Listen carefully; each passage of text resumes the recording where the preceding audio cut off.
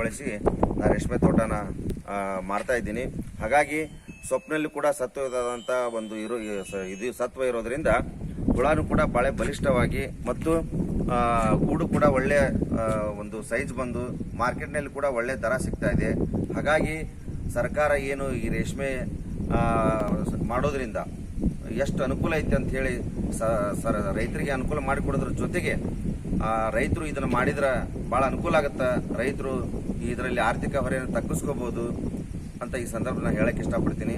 ರೇಷ್ಮೆ ಇಲಾಖೆ ಅಧಿಕಾರಿಗಳು ಕೂಡ ಬಹಳ ರೈತರಿಗೆ ಕಾಳಜಿ ವಹಿಸಿ ಅನುಕೂಲ ಮಾಡಿಕೊಡ್ತಾ ಇದ್ದಾರೆ. ಪ್ರತಿಯೊಂದು ಸರ್ಕಾರದ ಯೋಜನೆಗಳನ್ನು ರೈತರಿಗೆ ಮುಟ್ಟಿಸ್ತಾ ಇದ್ದಾರೆ.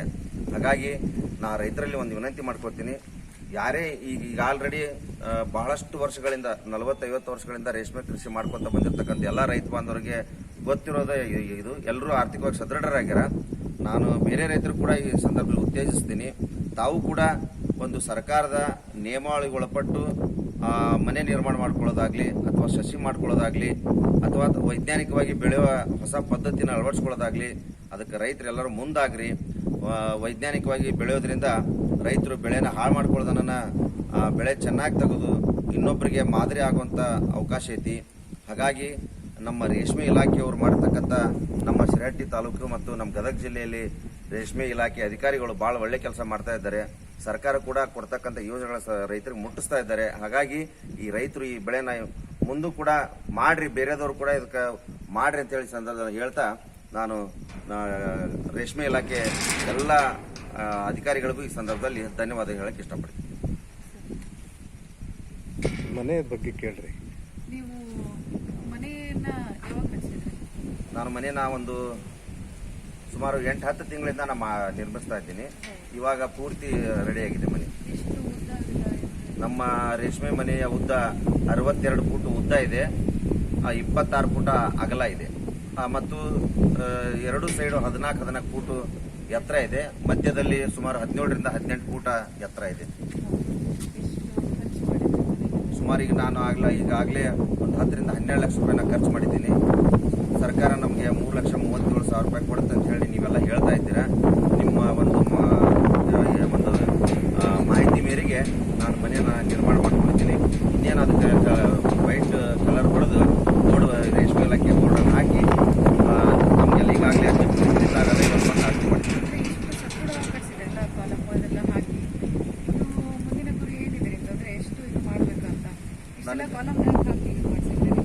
ಈಗ ನಾನು ಇದಿಷ್ಟು ದೊಡ್ಡ ಮಟ್ಟದಲ್ಲಿ ಮತ್ತು ಕಾಲಮ್ ಹಾಕಿ ಯಾಕೆ ಮಾಡಿದ್ದೀನಿ ಅಂದ್ರೆ, ನಾ ಬೇರೆ ರೈತರನ್ನ ನೋಡಿದಾಗ ಅವರು ರೈತರು ಸಿಂಪಲ್ ಆಗಿ ತಮ್ಗೆ ಅನುಕೂಲ ಆಗೋ ಕಡಿಮೆ ಖರ್ಚಲ್ಲಿ ಮಾಡ್ತಾ ಇದ್ರು. ನನಗೂ ಆ ಥರ ಮಾಡ್ಬೋದಾಗಿತ್ತು ಅನಿಸ್ತದೆ. ಸ್ವಲ್ಪ ನೀಟಾಗಿರಲಿ, ಗಾಳಿ ಸರಿಯಾಗಿ ಗಾಳಿ ಬರಲಿ. ಹೆಚ್ಚಿಗೆ ಕಿಟಕಿ ಬಿಡೋದ್ರಿಂದ ಬೇಸಿಗೆ ಟೈಮ್ನಲ್ಲಿ ಗಾಳಿ ಮತ್ತು ಬಿಸಿಲು ಸರಿಯಾದ ಸಮತೋಲನ ಬರಲಿ ಅಂತೇಳಿ ನಾನು ಒಂದು ಸ್ವಲ್ಪ ಸಿಸ್ಟಮೆಟಿಕ್ ಮಾಡ್ಕೋಬೇಕು. ಒಂದು ದೊಡ್ಡ ಗಾಳಿ ಬಿಟ್ಟರೆ ಶೆಡ್ಡು ಬಿದ್ದು ಹೋಗೋ ಚಾನ್ಸಸ್ ಇರ್ತವೆ. ಶಾಶ್ವತವಾಗಿ ಸುಮಾರು ನಾನು ಹೋದ್ರೂ ಕೂಡ ನಮ್ಮ ಮುಂದಿನ ತಲೆಮಾರಿಗೂ ಇದು ಬಿಲ್ಡಿಂಗ್ ಉಳಿಲ್ಲ ಅಂತೇಳಿ ನಾನು ಈ ಮಟ್ಟದಲ್ಲಿ ಒಂದು ಗಟ್ಟಿಮುಟ್ಟಾಗಿ ಮನೆ ನಿರ್ಮಾಣ ಮಾಡ್ತೀನಿ. ಮುಂದೆ ನನ್ನ ಗುರಿ ಈ ಶೆಡ್ನಲ್ಲಿ, ಈ ಒಂದು ಮನೆಯಲ್ಲಿ ವೆದರ್ ಸರಿಯಾಗಿ ಬರೋವಂಗ, ಹವಾಮಾನ ಸಮತೋಲನ ಕಾಪಾಡುವಂಗ ಒಳಗಡೆ ನಿರ್ಮಾಣ ಮಾಡ್ಕೊಳ್ಳೋದು ಆಸೆ ಇದೆ. ಜೊತೆಗೆ ಸಾವಯವ ಗೊಬ್ಬರದಿಂದ ರೇಷ್ಮೆನ ಹೆಚ್ಚು ಸೊಪ್ಪು ಬೆಳೆಬೇಕಂತ ಆಸೆ ಇದೆ. ಜೊತೆಗೆ ಇನ್ನೊಂದು 2.5 ಎಕರೆ ಇದೆ, ಅದು ಕೂಡ ತೋಟ ಮಾಡಿಕೊಂಡು ಇದರಲ್ಲೇ ನಾನು ಗಟ್ಟಿನ ಎಲೆ ಕಂಡುಕೋಬೇಕಂತ ಆಸೆ.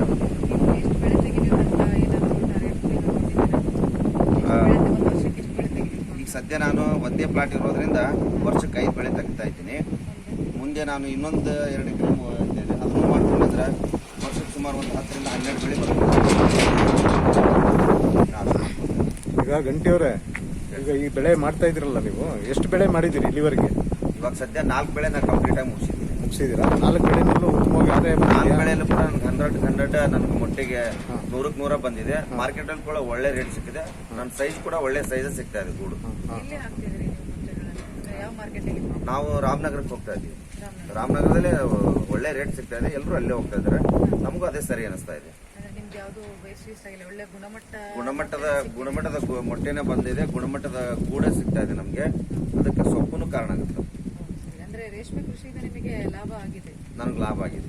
ನಮ್ಗೆ 4 ಬೆಳೆಯಿಂದ ಸುಮಾರು 5 ಲಕ್ಷದ ತನಕ ನನಗೆ ಹಣ ಬಂದಿದೆ.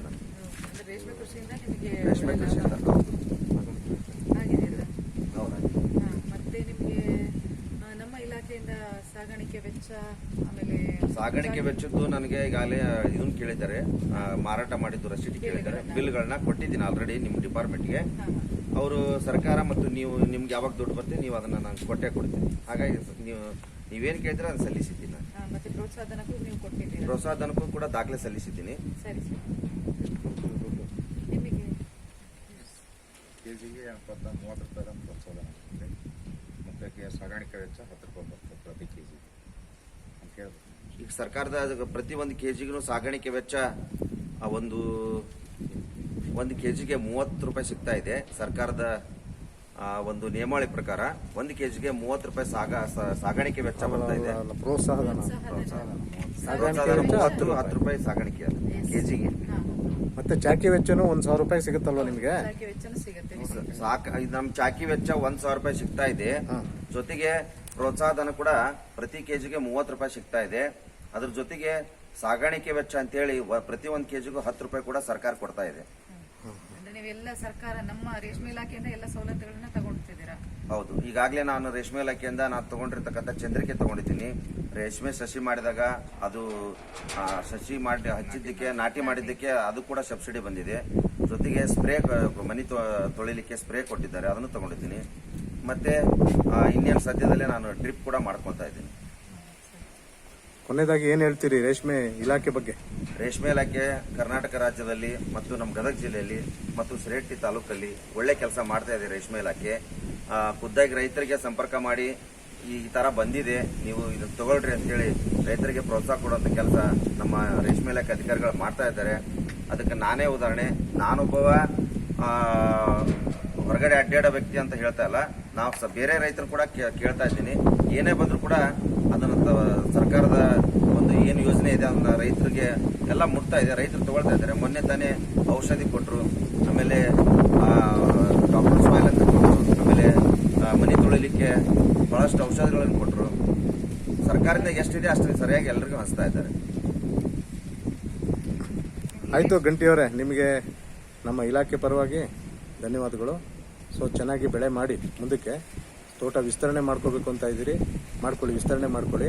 ಸೊ ಪ್ರತಿ ತಿಂಗಳ ಬೆಳೆ ಮಾಡೋದಕ್ಕೆ ವ್ಯವಸ್ಥೆ ಮಾಡ್ಕೊಳ್ಳಿ. ಆವಾಗ ಈ ಮನೆ ಸಾಧಕ ಬಾಧಕಗಳು ಚೆನ್ನಾಗಿ ಆಗ್ತವೆ, ನಿಮಗೆ ಹೆಚ್ಚಿನ ಆದಾಯನೂ ಬರ್ತದೆ. 1 ತಿಂಗಳು ಮಾಡೋದು 1 ತಿಂಗಳು ಖಾಲಿ ಬಿಟ್ಟರೆ ನಿಮಗೆ ಬಾಡಿಗೆ ಬರದೇ ಇದ್ದ ರೀತಿನಲ್ಲಿ ಆಗ್ತದೆ. ಮನೆ ಕಟ್ಟಿಬಿಟ್ಟು ಬಾಡಿಗೆ ಬರದೇ ಇದ್ದ ರೀತಿನಲ್ಲಿ ಆಗುತ್ತೆ. ಸೊ ಪ್ರತಿ ತಿಂಗಳ ಬೆಳೆ ಮಾಡಿಕೊಂಡ್ರೆ ನಿಮಗೆ 12ರಷ್ಟು ಆದಾಯ ಬರ್ತದೆ. ಆ ದೃಷ್ಟಿನಲ್ಲಿ ನೀವು ಪ್ರಯತ್ನ ಪಡಿ, ಒಳ್ಳೇದಾಗ್ತದೆ. ಧನ್ಯವಾದಗಳು. ಮಾಡ್ತೀನಿ ಸರ್, ಧನ್ಯವಾದ.